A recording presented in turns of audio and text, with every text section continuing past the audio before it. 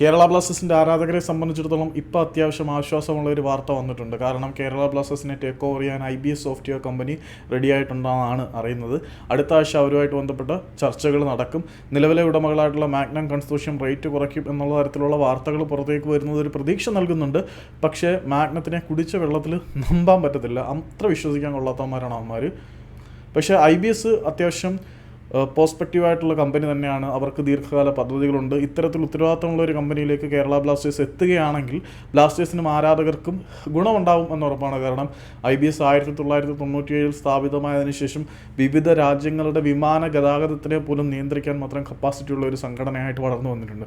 അത്രയധികം ഫ്യൂച്ചറിസ്റ്റിക് ആയിട്ടുള്ള long vision പദ്ധതികളുള്ള ഒരു കമ്പനിയിലേക്ക് കേരള ബ്ലാസ്റ്റേഴ്സ് ആഡ് ചെയ്യപ്പെടുമ്പോൾ ക്ലബിനത് വളരെ വലിയ ഗുണം ചെയ്യും എന്നാണ് വിശ്വസിക്കുന്നത്.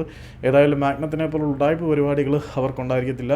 ദീർഘകാലാടിസ്ഥാനത്തിൽ കൃത്യമായി കാര്യങ്ങൾ ആസൂത്രണം ചെയ്ത് നടപ്പിലാക്കുന്ന ഒരു ലെഗസിയും ഹിസ്റ്ററിയും പാരമ്പര്യവും എല്ലാം IBSനുള്ളത് കൊണ്ട് തന്നെ അവർ ടേക്ക് ഓവർ ചെയ്ത് ബ്ലാസ്റ്റേഴ്സ് നന്നായിട്ട് പോകുമെന്ന് പ്രതീക്ഷിക്കാം. പക്ഷേ മാഗ്നത്തിൻ്റെ കാര്യമായതുകൊണ്ട് വിശ്വസിക്കാൻ പറ്റത്തില്ല. കുടിച്ച വെള്ളത്തിൽ നമ്പാൻ പറ്റാത്തവന്മാരാണ് ഇവന്മാർ. വിൽക്കുമെന്ന് പോലും ഇപ്പോഴും ഉറപ്പില്ല. റേറ്റ് കുറയ്ക്കാമെന്നൊക്കെ പറയും.